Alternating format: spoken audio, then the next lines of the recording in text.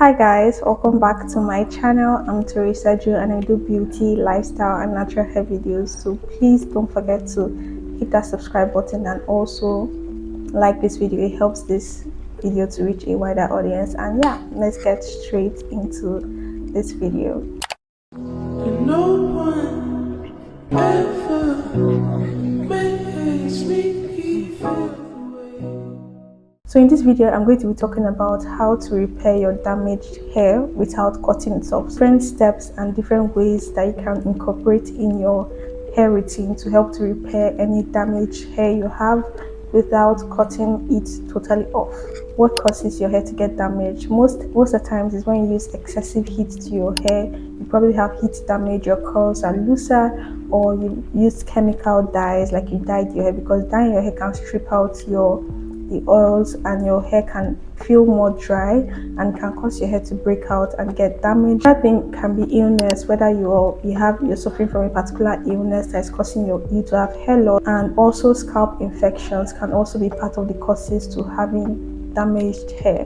What signs should you look out for to know if your hair is damaged? First thing you're going to look out for is texture change. You're going to check out if your curls are looser. If you notice that your curls are looser, they don't like bounce up the way it usually does before, and if you notice that your hair in general just feels like your curls don't just look healthy, that's a sign that you should look out for. Next thing is lack of elasticity. So if your hair it doesn't bounce back after doing, probably you did a silk press, your hair is not reverting back, or your hair is just not, when you reverted back, your curls are not a lot more bouncy. And also a part, like if you notice that your shrinkage is a lot less, that's also another sign, because if your hair shrinks, it shows that your hair is healthy. That's the normal state of your natural hair. But if it's not shrinking and you're losing the elasticity of your hair, that's another sign that yeah, you probably damaged your hair. Next thing is dry and brittle hair. If your hair is always dry, your hair is always brittle, it snaps off easily, your hair it doesn't feel doesn't look or feel healthy, it's just always feeling dry, it's brittle. And when your hair is dry and brittle, your hair pretty much damages, it breaks off at any point, your hair can literally snap off at any point. That's another sign that you need to repair, or you have a damaged hair and you need to start looking for ways to help to repair your hair back to normal. Excessive frizz. If your hair is always frizzy, it lacks that shine, or your hair is just looking dull, that's another sign that your hair is probably damaged. So you should look out for that sign too. Abnormal high hair porosity, that's another sign to damage hair, so you should look out for that. If your hair is more porous, your hair is always dry, the moisture in your hair doesn't stay for very long, that's another sign that you need to look out for, especially if you're thinking your hair is probably damaged. How to repair damaged hair. I spoke on how you can repair your damaged hair without having to cut it off. So the first thing I'm going to talk about is clarifying your hair. Clarifying your hair, you can either use a clay mask or you can use a clarifying shampoo. Going into repair mode, so you need to make sure that your hair is clean for you to be able to do whatever treatment you want to do to your natural hair. Scalp routine is also very important, because you need your scalp to be free from any form of build-up. So your scalp, especially using a clay mask and apple cider, is also very good. It helps your curls to bounce back, and it helps to give your hair that refreshing treatment without having to make your hair feel dry and brittle. So clay mask is always what I recommend for clarifying your scalp. Routine treatments are so important. You can do this, you can either buy products or you can make it at home. You can use avocado, you can use olive oil, you can use castor oil, you can use banana, you can use yogurt, you can use mayonnaise.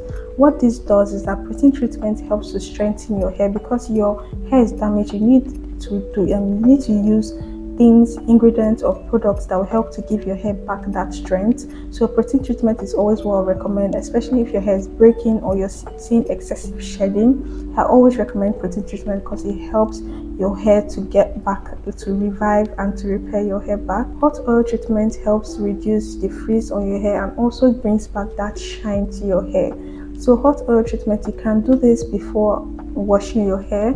I always do hot oil treatment before washing my hair, not every time, but when I do it, I always do it as a pre-poo treatment before having to wash my hair. So it helps to reduce frizz. And when you do this hot oil treatment after washing your hair, you notice that your hair feels a lot more shiny, your hair doesn't have frizz, and your hair just feels overall, it looks a lot more better when you do this treatment. Weekly deep conditioning. So if your hair is dry, your hair is brittle, or suggest that we're doing weekly deep conditioning. Weekly deep conditioning is that added moisture that you add to your hair, and you can also deep condition with your protein treatment. That's another plus to deep conditioning. It just helps the product, your protein treatment, to get infuse, like to enter your scalp and infuse in your hair shafts better and your hair strands.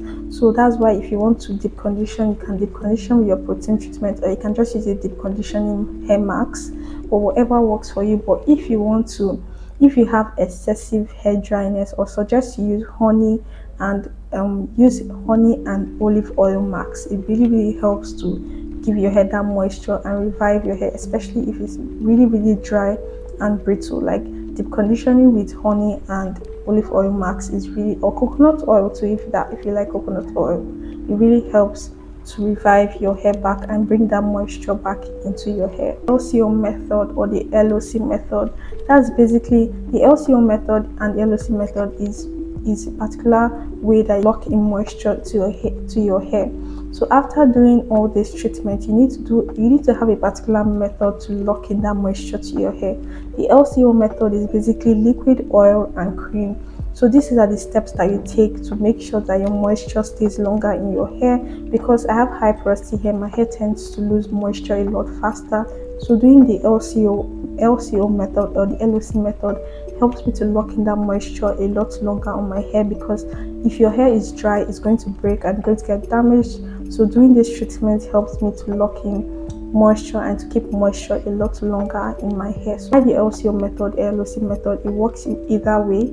Another way you can reverse heat damage is using aloe vera gel. Aloe vera gel is something I've always been using on my hair, and it also helps your scalp. It has that soothing and like cooling effect to your scalp that just helps the overall health of your scalp. So doing aloe vera treatment can help to revert heat damage, and also doing honey, like I mentioned, honey has good properties that helps with heat damage also. So trying that out to your hair can help to repair heat damage. Always keep your hair clean and moisturized. Your priority, especially if your hair is damaged, your priority should be having a clean hair and a moisturized hair. Always make sure your hair is always clean. That is doing wash days, like washing your hair 2 weeks, or suggest washing your hair every 2 weeks, and also making sure that your hair is moisturized. That's doing like in between moisture routine, because if your hair dries out a lot faster, you can do in between moisture routine. Anytime you notice your hair is dry, just do a routine to help to keep that moisture in. And also making sure that your hair is clean, your scalp is clean, you don't have buildups, to help your hair revive back from it being damaged. So always prioritize clean hair and moisturized hair. Not all protective hairstyles are good, so make sure you find a good protective hairstyle that can work for your particular hair, because you're trying to repair your damaged hair and you don't want to cause any more damage with doing the wrong protective hairstyle. So choosing a protective hairstyle is very important. And also, since you're trying to repair your damaged hair, you need to reduce manipulation on your hair. Next I'm going to talk about is avoid using heat.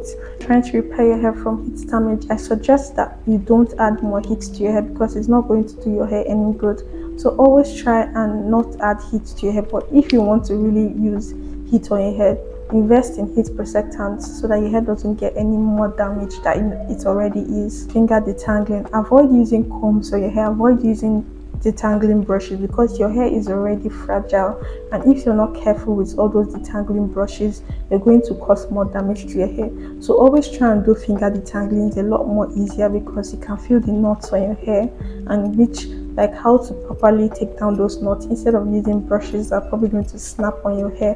So doing finger detangling is important, especially if you're trying to repair your damaged hair. Because people that have high porosity hair, try to hydrate your hair daily with water. Water is a very good and affordable way to hydrate your hair.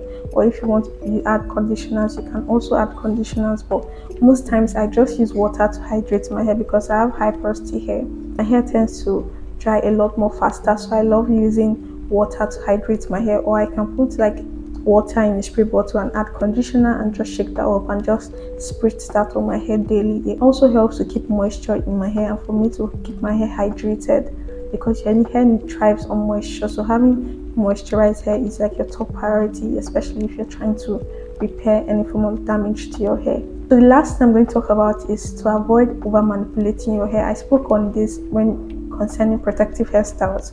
So you need to reduce the over manipulation to your hair. I'm going to talk about is trimming your ends. If you have split ends, try and trim out your split ends because they do more harm than good. You probably have damaged hair. That means your ends are probably like a lot, they're gone, because if your hair is damaged, that means your hair is probably dry or more brittle. That ends happen when your ends are very dry. So you need to cut off those split ends, because if you leave them in, they're going to run through your hair strands and cause more damage to your hair. Trimming off your split ends is important so that you can be able to get your hair back, to get a healthier hair. I'm not saying cut off your hair, I'm saying trim. There's a difference between trimming and cutting off. So if you cannot do this at home, you can just meet a professional to help you to trim off those split ends so that your hair can thrive more and be a lot more healthier. So yeah, that's the end of this video. Let me know in the comment section if you have any questions. I answer all my comments, and don't forget to subscribe if you enjoyed this video, and I'll see you guys in my next video. Bye.